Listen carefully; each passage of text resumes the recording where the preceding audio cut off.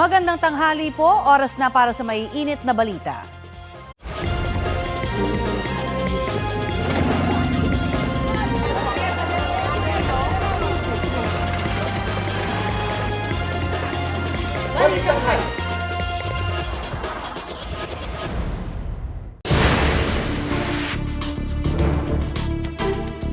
Mainit na balita, nilinaw ng Department of Justice na wala pa silang natatanggap na arrest warrant na inisyu ng International Criminal Court laban kay Senador Bato de la Rosa. Kaugnay po yan sa anilay extrajudicial killings noong drug war ng Administrasyong Duterte. Ayon sa DOJ, dalawa ang option ng gobyerno sa ilalim ng RA 9851, extradition o surrender. Kumpara sa surrender o pagsuko, mahaba raw ang proseso ng extradition na dadaan pa sa ilang government agencies. Alinsunod sa inaprubahang panuntunan ng Supreme Court na epektibo simula kahapon, extraditable ang isang kaso kung ito ay may parusang kulong o deprivation of liberty sa Pilipinas at sa requesting state nito.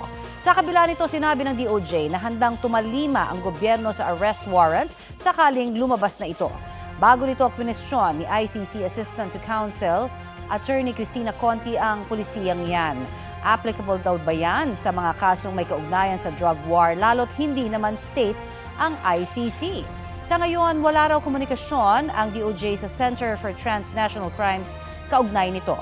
Wala pang komento ang kampo ng senador kaugnay sa sinabi ng DOJ.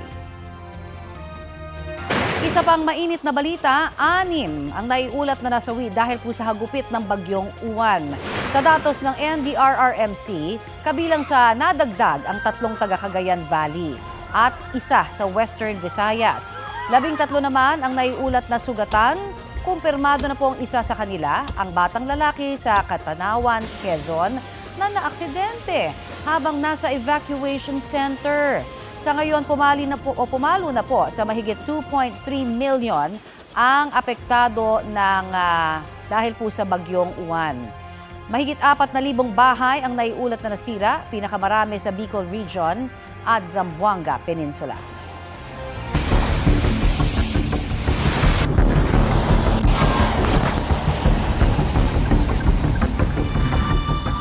Sabi po ng Office of Civil Defense, malaking tulong sa kaligtasan mula sa epekto ng bagyong Uwan ang maagap na evacuation.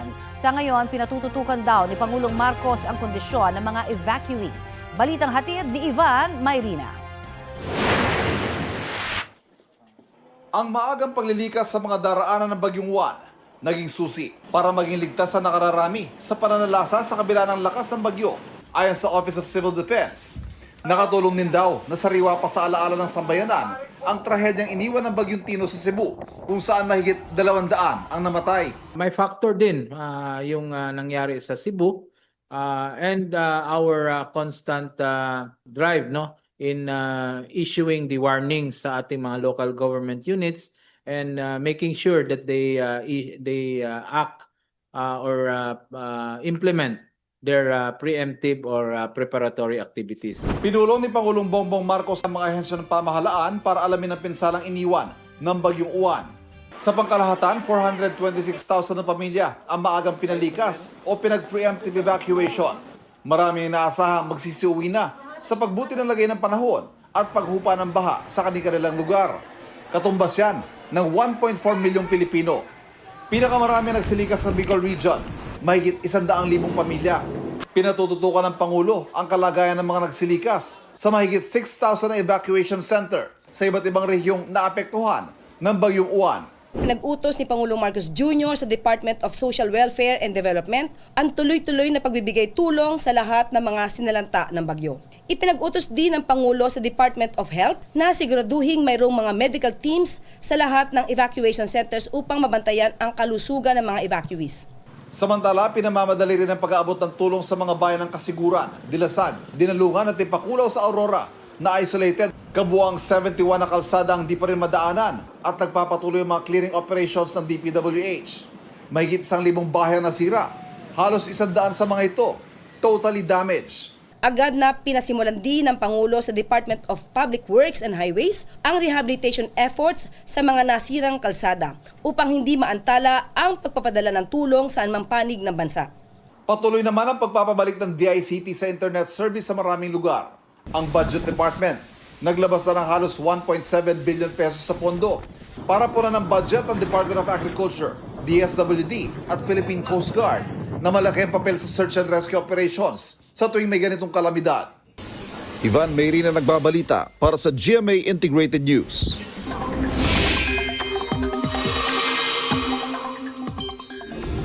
Nasa labas na ng Philippine Area of Responsibility ang bagyong Uwan. Base po sa datos ng Pag-asa, posibleng maglandfall ang bagyo sa Taiwan bukas ng gabi. Ang Taiwan ay nasa loob pa rin po ng PAR, pero inaasahang hihina pa ang bagyo. Huling namataan ang bagyong Uwan 365 kilometers kanluran ng Calayan, Cagayan. Humina po ito bilang severe tropical storm. Taglay ang lakas ng hangin na aabot sa 110 kilometers per hour.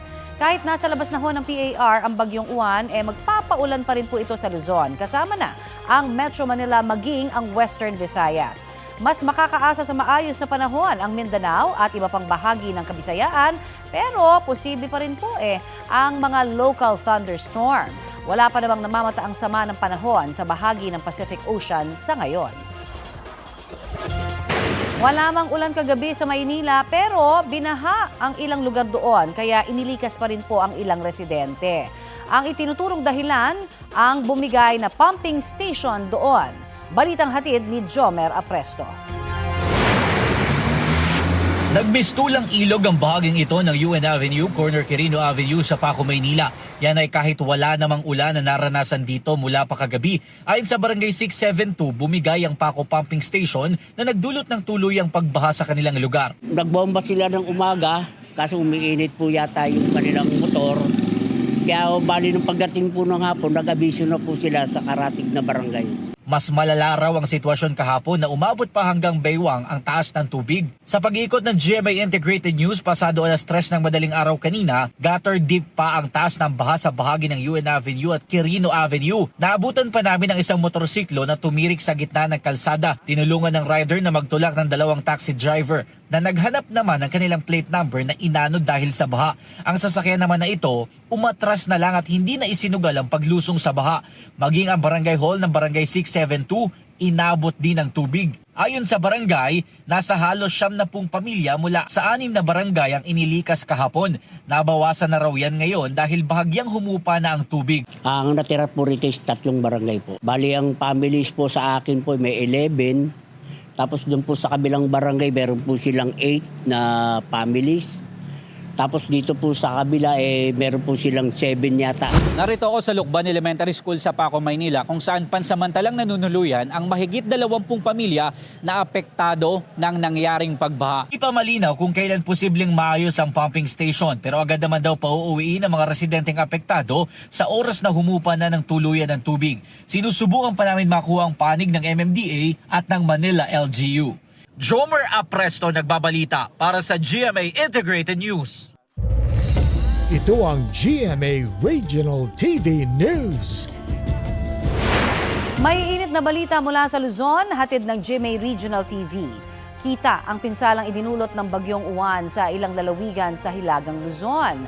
Chris, saang mga lugar yan? Connie, matindi ang naging epekto ng bagyong Uwan sa coastal areas sa La Union. Kamustahin natin ang sitwasyon doon sa ulat on the spot ni Jasmine Gabriel Galban. Jasmine? Chris, good morning. Apektado ngayon ang daan-daang pamilya matapos na maranasan ng storm surge sa ilang coastal town dito ngayon sa probinsya ng La Union. Sa bayan ng Agoo, nasira ang mga kubo, ilang kabahayan dahil na rin sa matindi at malakas na alon sa baybayin. Nasira din, Chris, ang ilang mga bangka dahil sa lakas ng alon sa dagat. Sa monitoring ng PDRRMO, aabot sa halos 1,000 na bahay ang nasira. Meron pang mga bahay, Chris, na na kung saan ay pinasok na ng buhangin. Mahigit sa 20,000 na individual ang inilikas sa mga evacuation center. Karamihan sa ngayon ay nasa mga evacuation center pa rin. Wala pa ring supply ng kuryente sa halos lahat ng bayan dito sa probinsya ng La Union. Tuloy-tuloy din ang isinasagawa naman na clearing operation at restoration sa supply ng kuryente. Patuloy ang assessment ng provincial government, ganoon din ng iba't ibang local government units para maibigay din yung assistance sa mga apektadong residente. Samantala, Chris, update lamang ako dito sa aming kinaroroonan sa may Sitio Tawi-Tawi sa may Barangay Poro sa bahagi naman ng San Fernando City, La Union dahil ayon sa mga barangay officials, Chris, ay nasa mahigit 100 na kabahayan ang nasira. Ito yung mga bahay, Chris, na nasa aking likuran. Nasa mahigit 100 na bahay ang nasira dahil na nga rin sa lakas at taas ng alon sa baybayin o dahil sa storm surge. Bukod sa bahay, Chris, ay nasira din yung bahagi ng kanilang kalsada. Makikita natin yung kalsada nila ay talagang nagkaroon ng problema yan. Yan yung concern ng mga barangay officials dahil in case na merong mga emergency ay hindi agad makakapunta rito yung mga emergency vehicle dahil nga sa nasirang kalsada. Meron ding tugboat na mula sa dagat ay sumadsad sa kalsada dahil sa lakas at taas ng alon sa baybayin. Ako si Jasmine Gabriel Galban ng GMA Integrated News. Napatambay naman sa gilid ng kalsada ang mga taga-Birac at Tanduanes para maganap ng signal. Problema kasi doon ang communication lines sa lalawigan. Nananawagan na ang lokal na pamahalaan sa Catanduanes sa mga telecommunication companies na maayos na agad ang mga ito. Problema din ang supply ng kuryente sa Camarines Norte kaya may ilang establishmento na ang nag-alok ng libreng charging stations. Dagsa rin ang mga nakicharge sa munisipyo ng Tagkawayan, Quezon. Bukod sa cellphone, dala rin ng mga residente ang kanilang flashlight at iba pang gadget. 3 pamilya naman sa Cabanatuan, Nueva Ecija ang lumikas sa sementeryo sa gitna ng bagyong Uwan. Tumaas daw kasi ang baha noon sa kanilang lugar kaya sila pumunta sa sementeryo. Sa ilang bahagi ng Cabanatuan hanggang Baywang umabot ang tubig.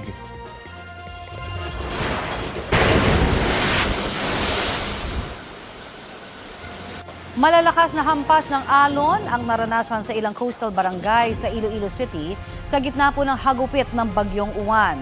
Dahil dito, binaha ang ilang kalsada at bahay roon. Isa sa mga napuruhan ang barangay Santo Niño Sur. Nakakalat sa kalsada ang mga bato, buhangin, kahoy at iba pang debris na dala raw ng malakas na alon. Agad namang nagsagawa ng clearing operation sa lugar para hindi ito bumara sa mga daluyan ng tubig. Patuloy ang consolidation ng lokal na pamahalaan sa tala ng pinsala sa lugar. Sa ngayon, balik normal na ang biyahe ng bangka sa Iloilo City patungong Guimaras at pabalik. Gayun din po ang mga biyahe sa Iloilo Fastcraft Terminal, Dumangas Port, Fort San Pedro at Bayang Port.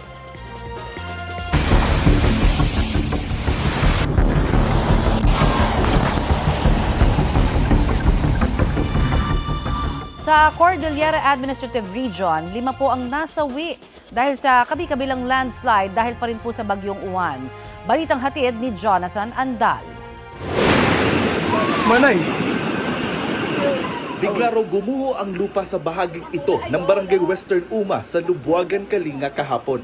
2 ang patay, 1 ang sugatan at may 2 pang nawawala. Sabi ng Lubuagan Municipal Information Office, pinuntahan ng mga biktima kahapon ng isang bahay na nasira sa kasagsagan ng bagyo. Pero habang nasa bahay sila, biglang may gumuhong malaking bahagi ng lupa. Kinilala ng LGU ang mga nasawi na sina Aki Magwin at Eric Magwin, 45 years old, magsasaka. Nawawala naman sina Redento Tinio, isang barangay kagawad, at si Ricardo Magwin. Sabi ng lokal na pamahalaan, magsasagawa sila ng search and rescue operations para mahanap ang mga nawawala. Sa bayan naman ng Kabayan sa Benguet, patay ang natutulog lang noon na babaeng 65 years old matapos pasukin ng landslide ang unang palapag ng kanilang bahay sa Barangay Balay kahapon ng madaling araw. Sabi ng Kabayan ng LGU, inabot ng halos 4 na oras bago dumating ang rescue dahil sa hindi madaan ng mga kalsada. Patay sa post-mortem examination, ang cause of death ng biktima ay traumatic brain injury.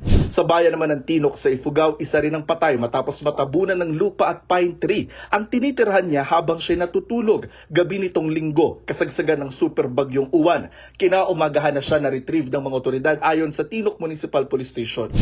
Sa Barlig Mountain Province naman, lumubog na ang bahay na ito. Natabunan naman ng landslide ang rice terraces doon.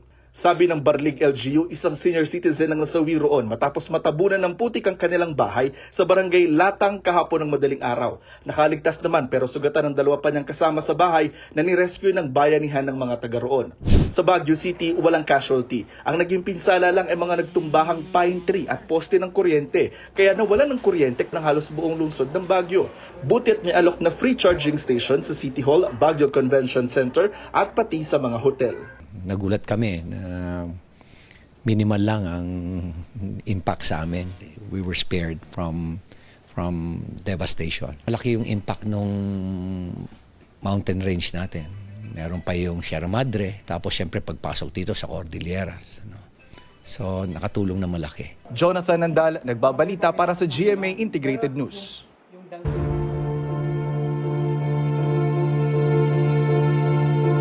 Nag-inspeksyon ang Department of Public Works and Highways sa Paco Pumping Station na bumigay kaya bumaha po sa ilang bahagi ng Maynila kaninang madaling araw. May ulat on the spot si Oscar Oida. Oscar? Raw ang pagbaha sa mga low-lying areas sa 36 na barangay na sineserbisyohan ng Paco Pumping Station tuwing high tide. Mangyari itong linggo ng gabi. Bumigay ang floodgate sa lugar na humaharang sana sa tubig na nanggagaling sa Ilog Pasig. Kaya kahit gumagana ang mga pumping station, tila wa-effect ito.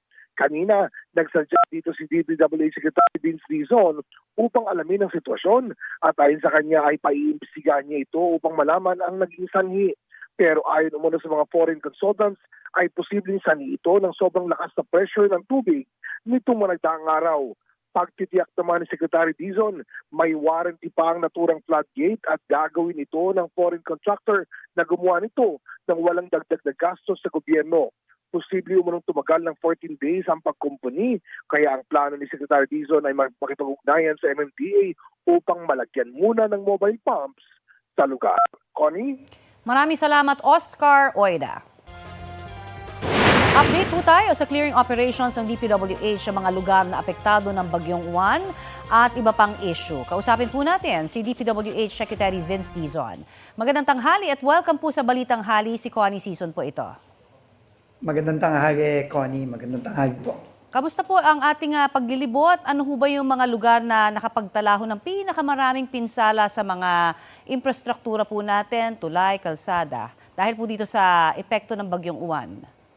Opo, tuloy-tuloy po ang operasyon natin, no? Sa lahat ng mga areas na naapektuhan, hindi lang ng Bagyong Juan, itong nakaraang ilang araw pa lang, pero pati yung Bagyong Tino sa Visayas nung nakaraang linggo. So, dito po sa clearing natin para sa Juan, nagsimula na po tayo.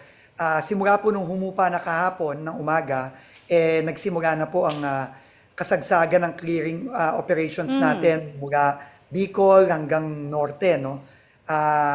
Dito nga po sa dito nga po sa Aurora, magdamag po nating kini-clear yung mga kalye na natamaan itong mga storm surges lalo na at ngayon pong umaga meron na pong mga passable na mga roads, no, sa Aurora.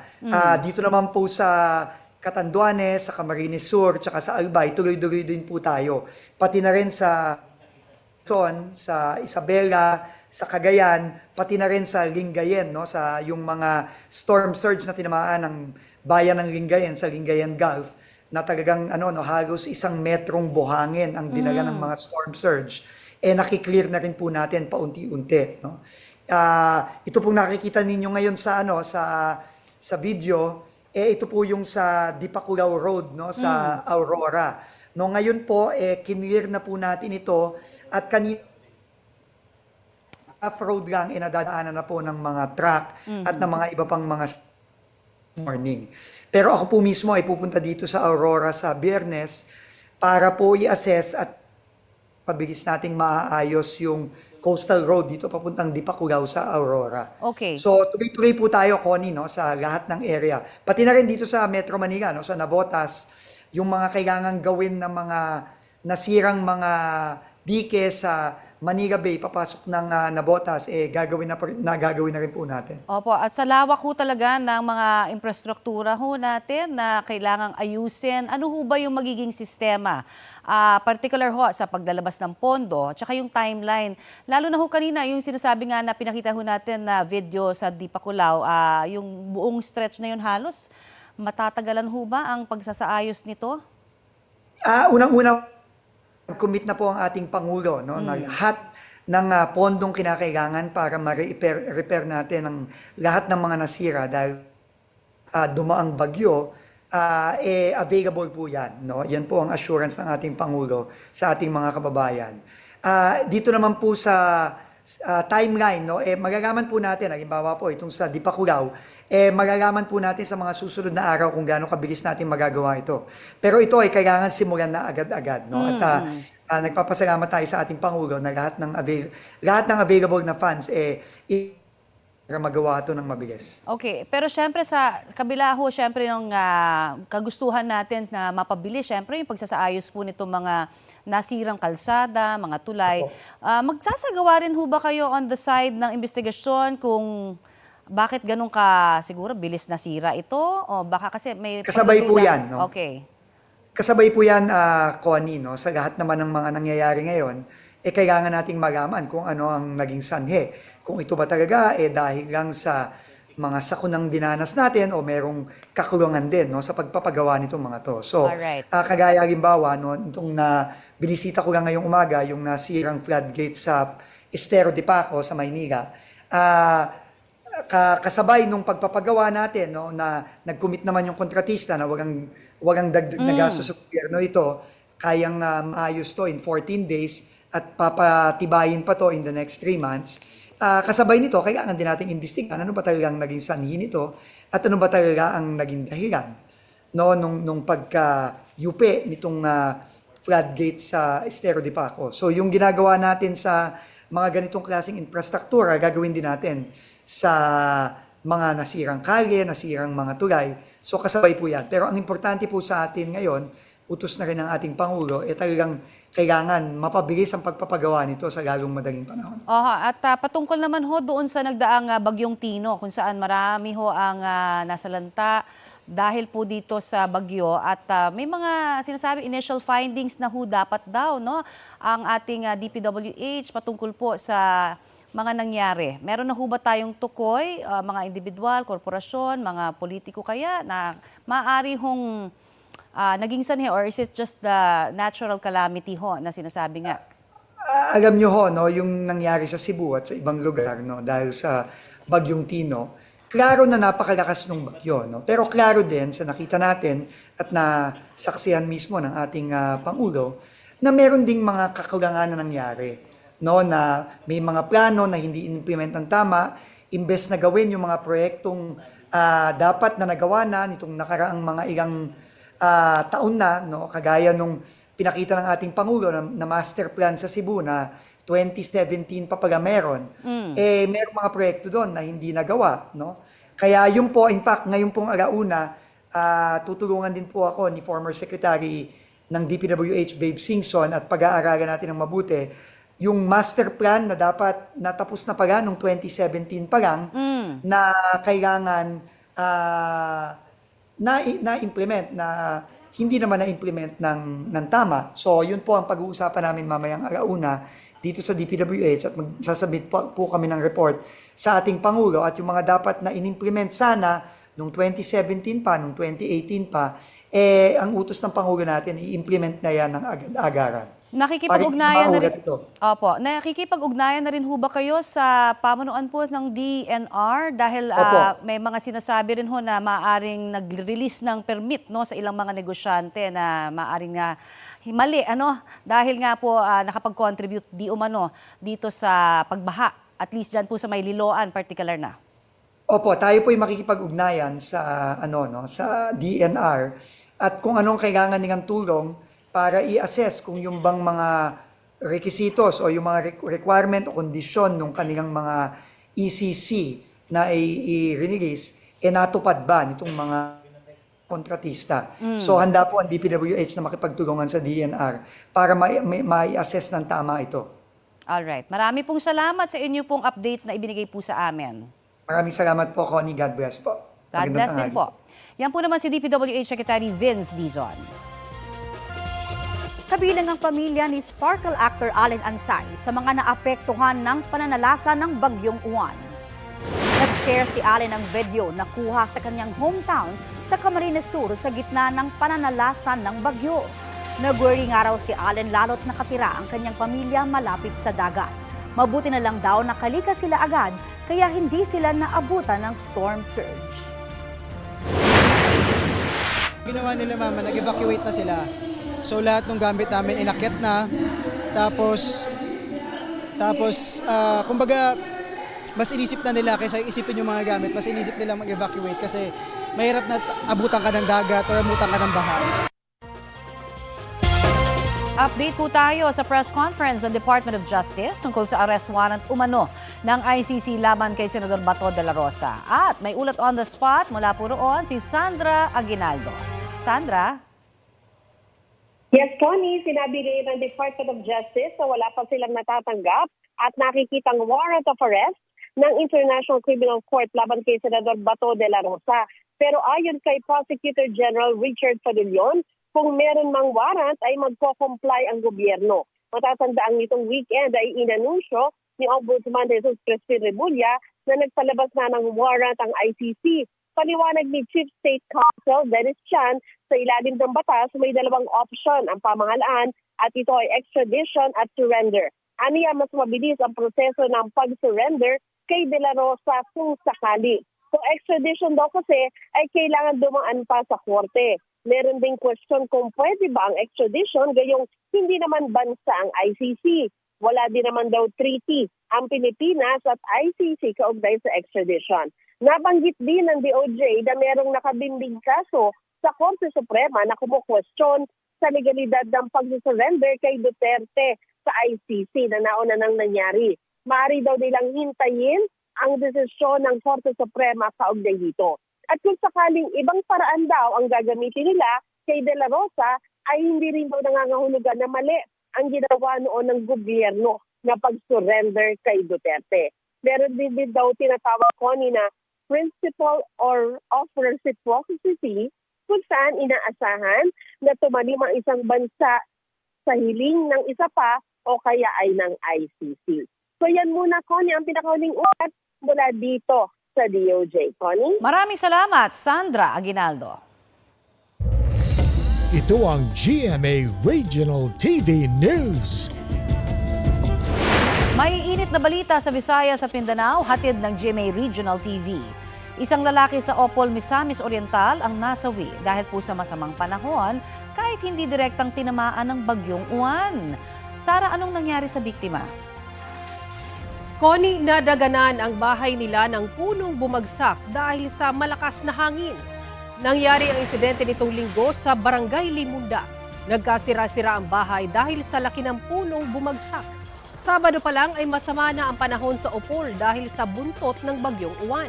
Sa Barangay Malanang, abala na ngayon ang mga residente sa paglilinis kasunod ng paghupa ng baha na umabot daw hanggang dibdib. Sa Lapu-Lapu, Cebu, nasira ang bahagi ng seawall sa Caubian Island matapos sumadsad ang isang landing craft tank na walang sakay. Natangay raw ng malakas na hangin ang LCT Golden Star 7 papunta sa Pampang nitong linggo. Signal number 1 noon sa Cebu dahil sa Bagyong Uwan. Sa inspeksyon ng Cebu Coast Guard, wala namang nakitang oil spill at wala rin daw nasirang bahura at ibang bangka. Inaalam na ng lokal na pamahalaan ng Lapu-Lapu City kung sino ang may-ari ng vessel. Ang nasabing LCT Golden Star 7 ang kaparehong landing craft tank na sumadsad din sa Pampang sa Bohol sa pananalasa ng Bagyong Odette noong 2021. Mahigit 2,000 pamilya ang lumika sa mga evacuation centers sa Zamboanga City kasunod ng epekto ng Bagyong Uwan.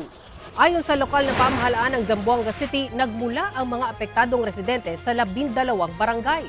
Nakauwi na raw ang ilan sa kanila nang humupa ang baha.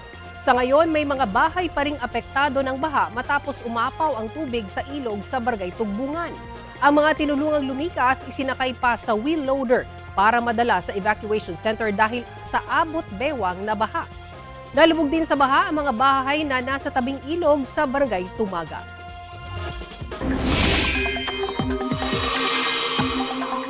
Kahit palayo na po ang bagyong Uwan, nagpapakawala pa rin ng tubig ang ilang pangunahing dam sa Luzon.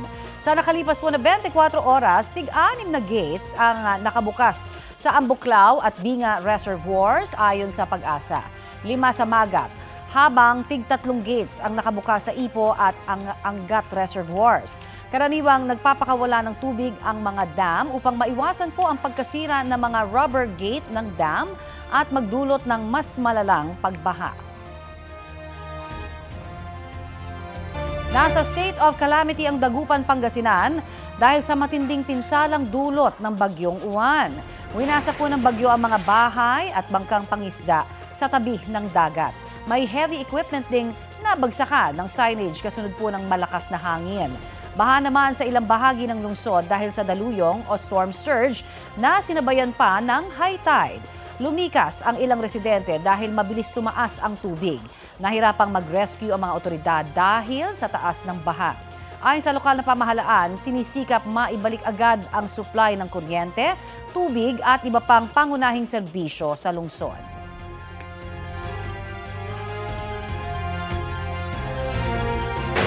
Kaugnay naman po sa papel ng siyensya sa disaster preparedness, kausapin po natin si Department of Science and Technology Secretary Renato Solidum Jr. Magandang umaga at welcome po sa Balitang Hali, si Connie Season po ito. Magandang umaga, Connie, at sa lahat ng inyong tagapanood. Secretary, sunod-sunod po yung kalamidad nga sa ating bansa. Paano po tinitiyak ng DOST na updated ang kakayahan syempre ng mga science agencies at tangkop nga ho ba yung impormasyon nila para sa disaster preparedness? Para makapaghanda ng tama, iba't ibang impormasyon ang kailangan ng ating mga kababayan. Una, dapat malaman nila kung ano yung mga panganib na pwedeng tumama sa kanilang lugar, kung may bagyong darating, malakas na ulan, lindol, pagsabog ng bulkan, kung ano pa man. Ito ay sa pamamagitan ng pagbibigay ng mga informasyon patungkol sa hazards. Pagdating po sa geologic hazards, nandyan po ang FIVOX para sa lindol, pagsabog ng bulkan, tsunami. Pagdating naman sa baha at landslide, nandyan yung Mines and Geoscience Bureau. Minsan meron din ang Pag-asa at syempre, pagdating sa storm surge, Pag-asa. Ito pong mga informasyon ay makikita sa isang app na tinatawag nating Hazard Hunter app na kung saan pwede nyong malaman sa mga bahay nyo, pupuntahan nyo, kaagad-agad in less than 1 minute, yung mga panganib na pwedeng mangyari. Pangalawang kailangang malaman ay siyempre gaano ba katibay at kahina yung bahay mo. At meron pong pinalabas ang DOST FIVOX. Pagdating sa lindol, ano ba ang dapat basihan para maging matibay ang bahay at pwede niyong gamitin ito para ma-assess kung yung mga bahay at tinutuluyan nyo ay matibay sa lindol.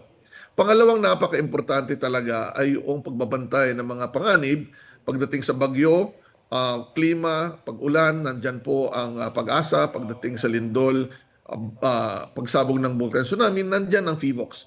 Itong mga ahensyang to ay nagpaparami pa ng kanilang mga monitoring stations at nagbibigay babala pagdating sa mga nangyayari, potentially mangyari.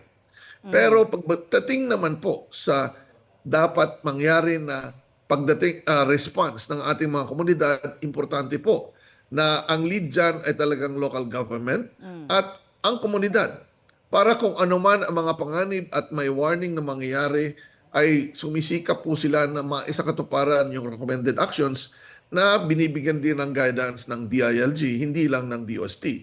At makikita po natin na kapag ang komunidad ay talagang naghahanda, mas napapababa ang epekto ng mga panganib na pwedeng tumama sa ating bansa. Okay. At pagdating ho doon sa mga app na nabanggit po ninyo kanina, meron pa ho ba tayong kailangan na i-update kaya? Katulad ho halimbawa dito sa Liloan, kung saan 34 years, hindi naman ho daw sila binabaha ngayon lamang. Nakalagay ho ba sa app na meron talagang danger, particular na ho doon sa mga areas na binaha ngayon lamang dyan sa may area po ng Cebu? Tama po yun. Yung statement kasi na matagal nang hindi binabaha, ay tama naman po yun. Babahain talaga yan kung sakaling malakas ang ulan at nagkakaroon na ng mga pagbabago. Una, doon sa desdis o slope kung saan nanggagaling yung ulan, kung ang mga ilog ay kumikipot o di kaya ay nagiging mababaw. At nung bagyo sa kanilang lugar, marami ding landslide na nangyari. Ibig sabihin, mahina na o mahina na yung slope at yung putik na dala ng tubig ay nagpapababaw sa ilog. Kaya minsan, yung dating volume ng tubig na pwedeng ma-accommodate ng mga dikit dyan o mga flood control ay na lumiliit. Kaya aapaw po talaga yung tubig. Kaya importante po na mini-maintain ng tao, hindi lang yung hazard, yung kaalaman, kundi yung pagbabago ng risgo o yung environment. Kasi yan po ay talagang magbabago with time. Na semento, yung tubig didiretso na ng mabilisan sa kanilang lugar. So madadagdag ho yung ating sa hazard na map no sa mga apps po natin. Kasama na po yung hazard doon. Alright. Ang issue niyan ay yung mga nangyayari sa paligid na mga other factors beyond the hazard. Okay. Ito naman po usap-usapan ngayon yung naging papel po ng Sierra Madre, Cordilleras at iba pa ho sa bagyong Uwan at malawak na taniman ho ng mangrove particular land dyan sa Iloilo laban po sa baha. Ano ho ang inyong masasabi? Ang kabundukan, lalong-lalo yung mga mataas talagang lugar tulad ng Sierra Madre, kapag dumaan na po ang mga clouds at yung malakas na hangin, dahil sa friction ay napapababa niya ang epekto nito at humihina po yung hangin. At yung sirkulasyon po ng bagyo, yung dynamics niya ay nababasag din. Kaya talagang merong role ang mga kabundukan. Pero yung mga kabundukan din, kapag ginalaw po natin, at nawalan po ng mga kahoy kasi siya po ang sumisipsip. At ng ilan sa mga pumapatak ay nakakatulong sa pagbaba ng erosion at ng pagbaha o di kaya landslide. Pero kung sobra ulan talaga, kailangan pa rin nating isipin na kailangan nating maganda at magsilikas kasi hindi naman totally nasa-stop ng mga bundok ang mga bagyo at malalakas na ulan. Partly lang nakakapanghina. Pagdating sa mangrove, importante po yun. Unang-una sa pag-stabilize ng lupa sa mga ilog upang hindi ma-erode at bumabaw yung ilog. Pagdating sa coastline, nakakapagpahina din siya ng mga storm surges. At maliban dyan, yung carbon na sequester ng mangrove ay tumutulong para sa anti-climate change. Ayun, napakarami hong mga magandang impormasyon na yan na dapat talagang maisapuso po nating lahat. Marami pong salamat sa inyo pong ibinahagi sa aming oras, sir. Maraming salamat. Yan po naman si DOST Secretary Renato Solidum Jr. Ito ang GMA Regional TV News.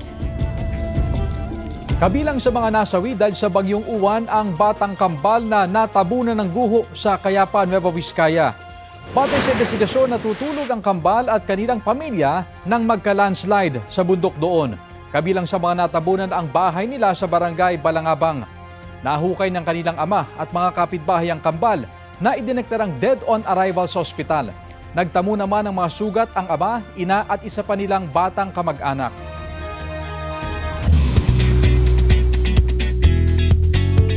Nakisimpatya ang Miss Universe Organization sa mga nasalanta ng Bagyong Tino o Typhoon Kalmegi sa Pilipinas at Vietnam. Our thoughts are with all the families affected by this tragedy, and we stand with those facing loss and hardship in the aftermath. Sabi ni reigning Miss Universe Victoria Tilvig, hiling ng organisasyon ang mabilis na pagbangon ng mga Pilipino at Vietnamese. Ayon sa NDRRMC, mahigit 200 ang nasawi sa Pilipinas dahil sa Bagyong Tino o Kalmegi. 5 naman ang namatay sa Vietnam. Base sa ulat ng Reuters, ang Miss Universe Philippines Organization nagpaabot naman ng pakikisimpatya at panalangin sa mga apektado ng Bagyong Uwan. Nasa Thailand na ang ating pambato na si Atisa Manalo para sa Miss Universe 2025 Coronation sa November 21. Sa iba pang balita, nagsagawa po naman ng clearing operations ang MMDA sa isang estero sa Marikina kasama ang lokal na pamahalaan ng lungsod. Bahagi po ito ng bayanihan sa estero program ng MMDA.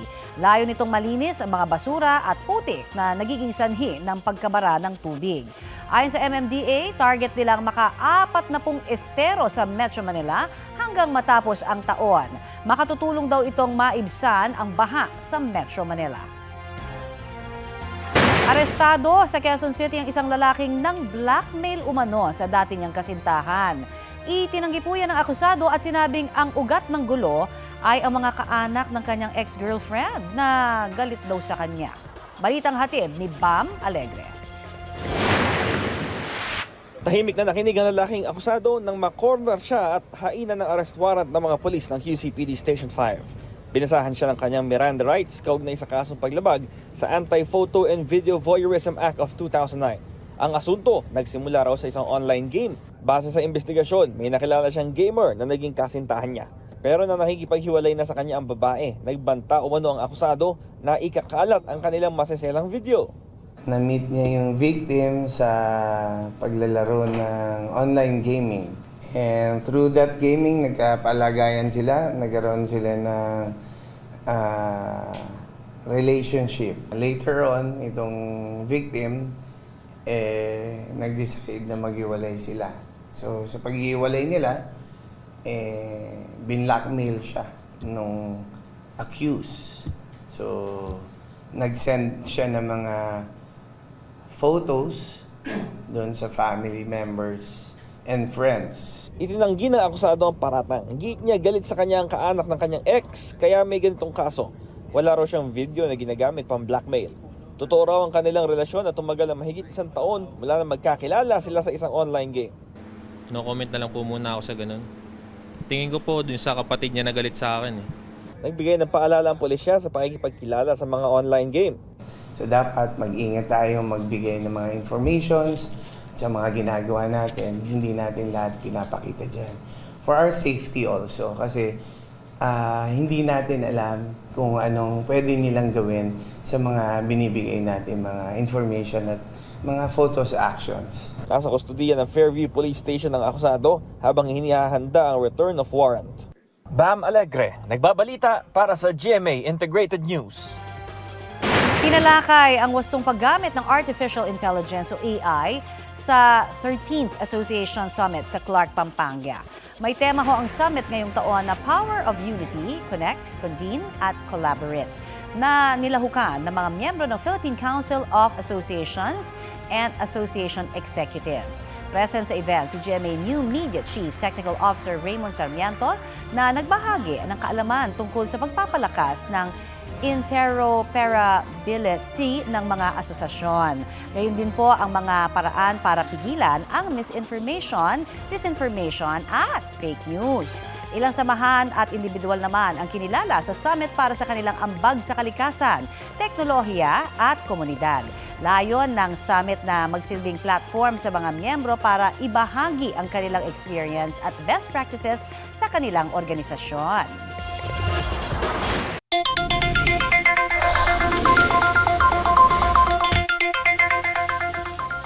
Beep, beep, beep sa ating mga motorista. May panibagong dagdag presyo ngayong araw sa gasolina at diesel ang mga kumpanya ng langis. Balitang hatid ni EJ Gomez. Sa ika-6 na sunod na linggo, may dagdag singil sa kada litro ng gasolina ngayong araw. Ikatlong magkakasunod na linggo naman para sa diesel. Sa pinakahuling price hike ng mga kumpanya ng langis, piso ang taas presyo sa kada litro ng diesel, habang 50 centavos ang sa gasolina.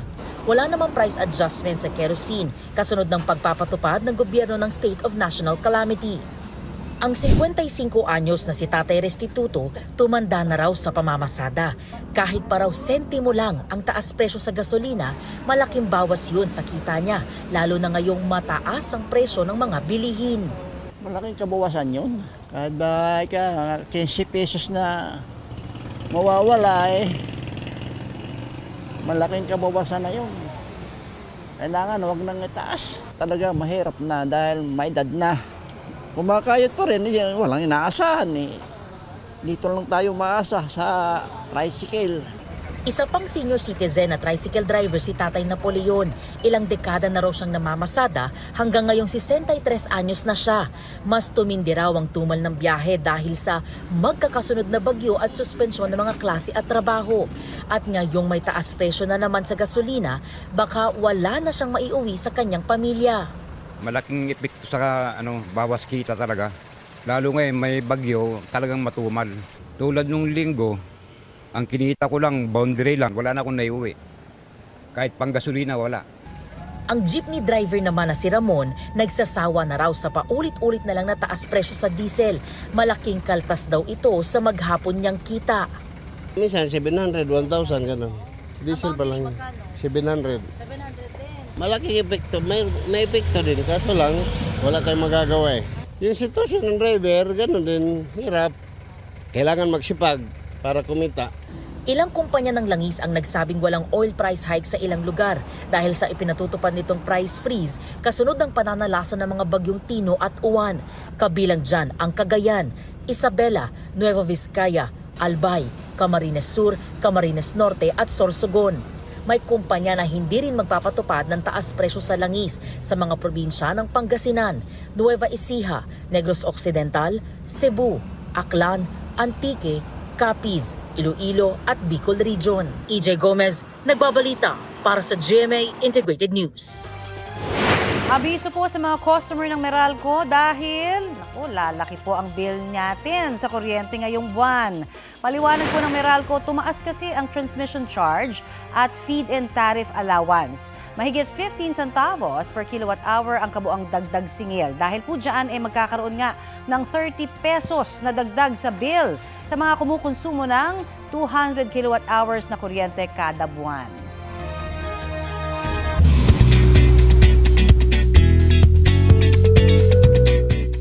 Hindi nagpahuli sa trending dance craze na Opalite, sina Kapuso Primetime King and Queen Dingdong Dantes at Marian Rivera.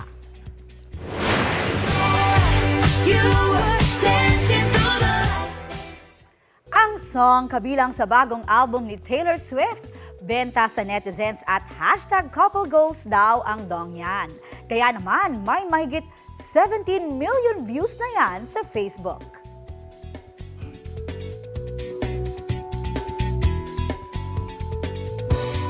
Samantala namigay po ng 10,000 gamot kontra leptospirosis ang Cebu Provincial Health sa 6 na lugar sa probinsya na binaha sa kasagsagan ng Bagyong Tino.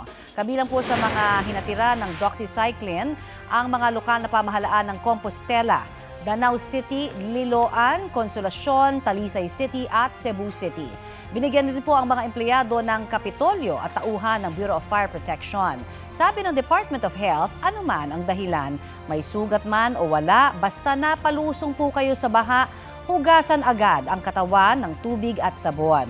Bantayan din po kung magkakaroon ng sintomas ng leptospirosis tulad ng lagnat, pananakit ng ulo o katawan at iba pa. Uminom po ng gamot kontra leptospirosis batay sa ibibigay na reseta ng doktor. At syempre kumonsulta po sa doktor at sa inyong mga health center.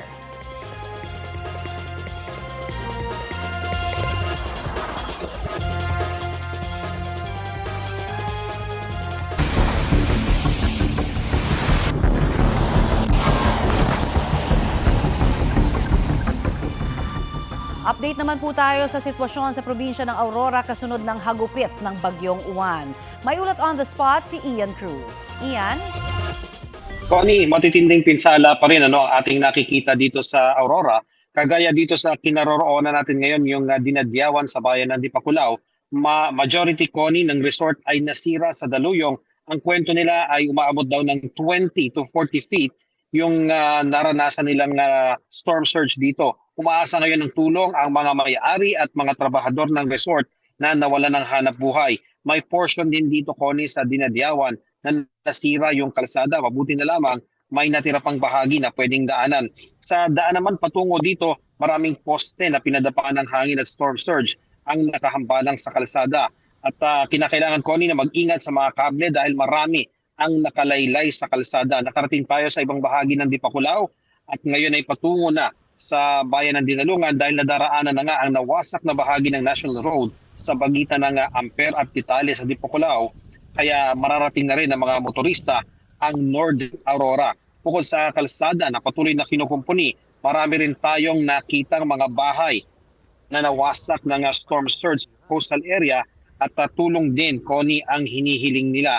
At sa ngayon, Connie, ay maayos pa rin ang panahon dito at patuloy na bumabangon ang ating mga kababayan dito sa Aurora. Balik sa iyo, Connie. Maraming salamat, Ian Cruz.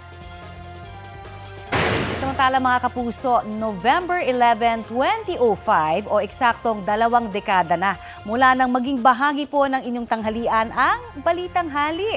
Maraming salamat po ha. Ano man ang panahon, umulan man o umaraw, sa bagyo o landslide o maging sa lindol, kasama niyo po ang Balitang Hali sa pagbabantay sa maiinit na balita.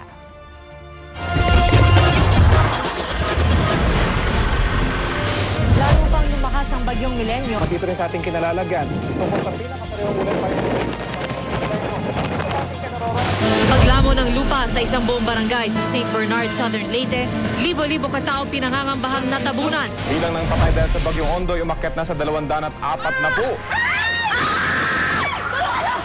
Sumabit pa kami sa kawad ng kuryente. Tulungan po talaga ng ibang tao makatulong na. Bulkang Mayon, patuloy ang pag-aalboroto. Sa evacuation centers ng Noche Buena ang maililikas na residente. Ano ba ang mahalaga pag Christmas, Darlene? Basta po magkakasama ang pamilya. Bilang ng mga patay sa pananalasa ng bagyong Sendong, mahigit 300 na. 47 years na, wala namang bahang ganito. Aakyat pa ang bilang ng mga namatay dahil sa bagyong Pablo. Inabutan naming nakahanay ang mga bangkay. Panibagong malakas na aftershock, yumanig sa Tagbilaran, Bohol. Oh my God! Nagkaroon ng aftershocks. Wala po yun, wala po. Pag-asa ang dala ng Lobok Children's Choir. Isang babae ang inabutan na ng panganganak sa loob mismo ng sinasakyang taxi. Sa kasaysayan ng mga bagyo sa buong mundo, ang Super Typhoon Yolanda ang ika-4 sa pinakamalakas din na pumakita ang mapa ng Pilipinas. Matinding pinsala ng magnitude 6.1 na lindol tumambad sa iba't ibang lugar sa Luzon. Mga nagsuswimming naman sa isang resort na paahon sa lakas ng pagyanig. Nagngalit nga yung bulkan sa kapal ng usok at abo na ibinuga nito. Buong gabi tuloy-tuloy ang pagkidlat, lindol at ulan ng abo. Naramdaman na ang epekto ng bagyong Karina. Pinalakas din po ng bagyo ang hanging habagat. Ay, Diyos ko, Lord! Hindi nila inakalang bibigay ang mga bahay. Bagyong Christine, nananalasa sa maraming lugar sa Calabarzon. Tuloy ang pagtutok ng buong puwersa ng GMA Integrated News. Matinding pinsala at may mga buhay ding nawala sa pagtama ng magnitude 6.9 na lindol sa Visayas. Mainit na balita, niyanig ng magnitude 7.5 na lindol ang Davao Oriental. Kami ang inyong mga kasalo dito sa Balitang Hali. Happy 20th year anniversary po sa atin dito sa Balitang Hali. Maraming salamat po sa lahat ng mga naging bahagi o parte ng Balitang Hali noon hanggang ngayon at sa ating mga loyal viewers. Happy 20 years. Happy 20 years. At naway nabusog po kayo sa maiinit na balita mula noon at ngayon at sa mga susunod pa, kasalo kaming lahat dito po sa Balitang Hali dahil bahagi tayo ng mas malaking misyon. Ako po, si Connie Sison. Kasama niyo rin po ako, ang inyong mare, Aubrey Carampel. Para sa mas malawak na paglilingkod sa bayan, mula po sa GMA Integrated News, ang News Authority ng Filipino. Kami ang inyong mga kasalo dito sa Balitang Hali.